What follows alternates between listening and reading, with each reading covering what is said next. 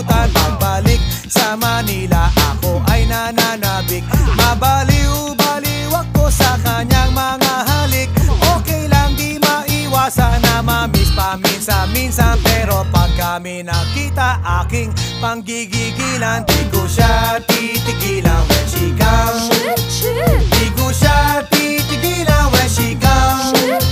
Di ko siya titigilan, di ko siya titigilan, di ko siya titigilan when she comes. Kay ganda ng aming samahan at walang nanlalamig. Mas pa sa mag-asawa